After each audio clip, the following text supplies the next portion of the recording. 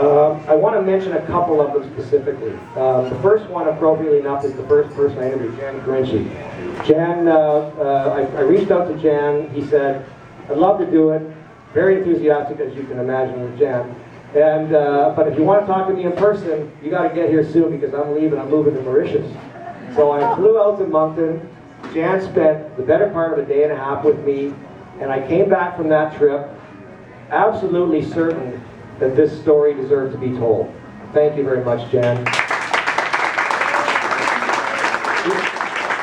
He also did one more thing for me. And after we were sort of wrapping up, he said, "I'm going to call Connie and tell him that this is for real and he needs to talk to you."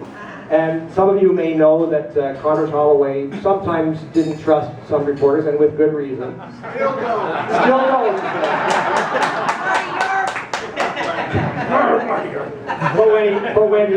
But when I called him, he was enthusiastic. He invited me down to Knoxville, and from there the whole thing began. And I, as I said, I've now been through about 40 of you guys and had such great stories. The other one I wanted to mention, and I'd like to ask to say a couple of words, is another one of the earliest interviews I did. It was with Tom Trifaux. And he said something, Tom said something to me that stuck with me throughout the project.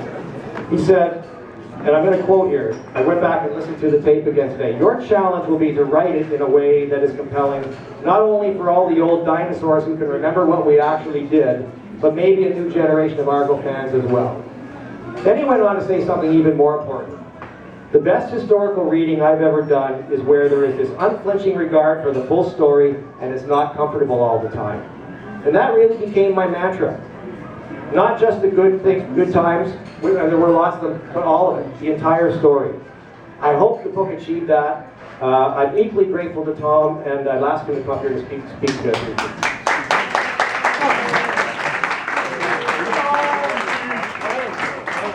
Well, this is really quite a surprise.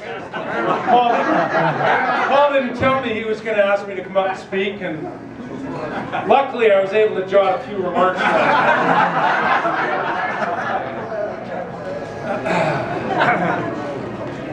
No, it's not. What do you want? 45 minutes? Yeah.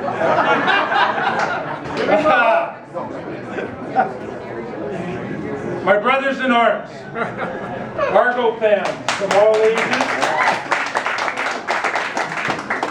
all generations. I welcome you all here tonight. When Paul started this undertaking, I was actually quite dubious. I thought there's just no way that you can pull all of this information together that you're going to collect and put it into a readable format that would be both interesting and telling. And anyone that spent more than 5 minutes with this book knows that's exactly the job that you got done. The interesting thing for me is this. Will Rogers, the U.S. humorist and commentator on current times, he was asked if he would ever write a memoir. And he said, memoirs, he said, I don't know. He said, a memoir is one of those books where you write down all the good things you did or should have done, and leave out all the bad things. He says, I don't know if I'll ever have a memoir. When Paul wrote this book, he didn't write a memoir. He wrote a book that chronicles the Odyssey of the Argos from 81 to 83. He takes a hard look at the good and the bad that we went through.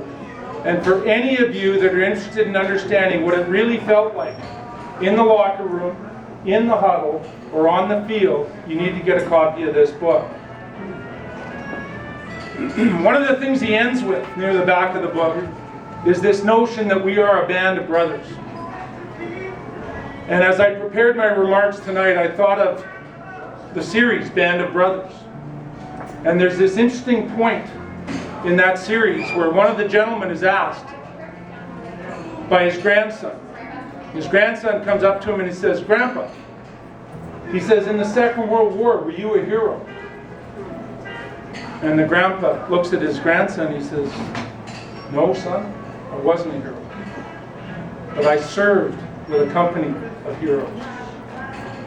I think that codifies this group here tonight. There's no one guy here, except Jan. There's no one guy here that would say he was the hero on that team. But every guy here would say he played with a bunch of heroes, our band of brothers. And I thank you for chronicling that.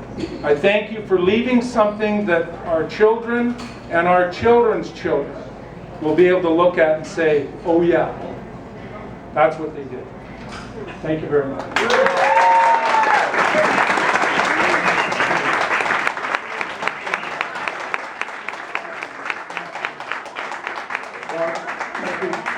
Thank you so much for those kind remarks, Tom. Now, our friends with the Argonauts actually do have another function that they have to get to, so they'll be leaving shortly.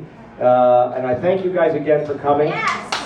The party continues though, so everybody else should stay around and have a beer and buy a book. Thank you very much.